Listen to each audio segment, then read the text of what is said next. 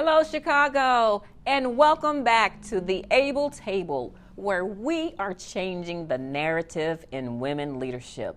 I'm Dr. Freeman, and we are going to continue to discuss part 2 of our series, Executing Bold Moves for the Future.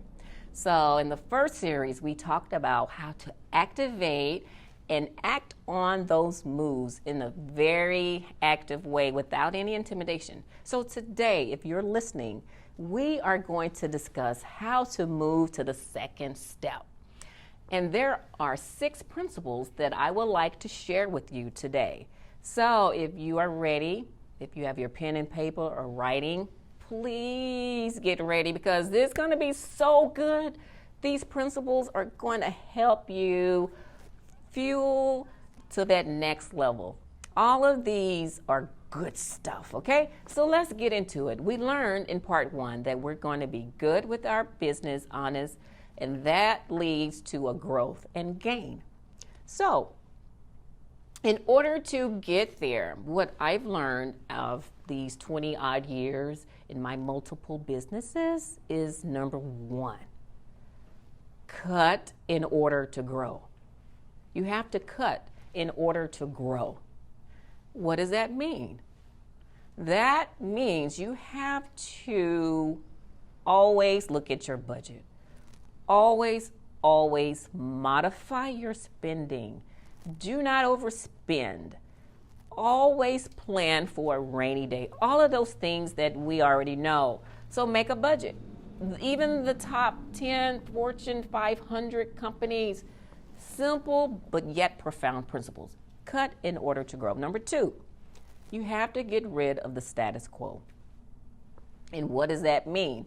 It simply means that you have to be bold enough to stand in the intersection of change. I'm going to say it again. You have to be bold enough to stand in this intersection of what sometimes we call change. Change is a very hard thing for us. It's a very hard thing for people in their personal life. It's a very hard thing in the business life. It's hard for everybody making change. We cannot be afraid of change. You have to get rid of the status quo. We or you, wherever you are, you cannot get used to doing the same thing all of the time.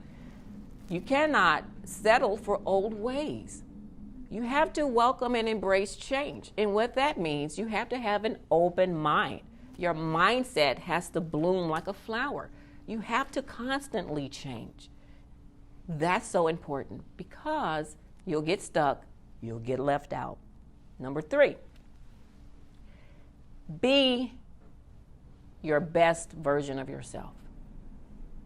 You have to be the best version of yourself. If I haven't learned anything else, great brands keep growing because they're the best at what they do. They're the best at themselves. They rewrite their stories.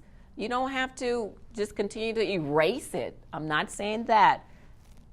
You have to be able to be yourself, be great at it. The old brands, they fade away. If you want to fade away, then fade away. But you have to be able to say, I want to stay in the game.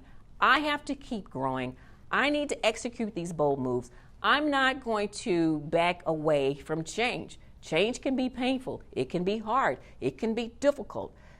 It can happen though. In order to continue to make that growth and gain, you have to be your best and be the best at you can do. Everything you do, be the best at it. Don't just halfway do it. You have to do it. 100% be your best at whatever you do. When you're yourself, no one can duplicate that. When your brand is sticking to the vision and sticking to the target, being true to what it was designed to do, you will be your best and you will be able to execute these bold moves. A lot of times we get caught up in looking at other things and what other people are doing. Oh, they're doing it this way. Oh, they're doing this and that. I need to be doing that. Well, not necessarily. Stay true to yourself. Number 4, you have to be able to define yourself in one word. How do you define yourself? One word. I like to share with you my one word, and it took me years to really articulate it. I kind of was all over the place, but I woke up one morning and I said, Sean, I'm a builder. Builder is my word. I build brands. I build businesses. Whatever your word is, find your word. Find yourself in your brand, your business, wherever walk in life you are, will be very successful. I hope you've enjoyed part 2.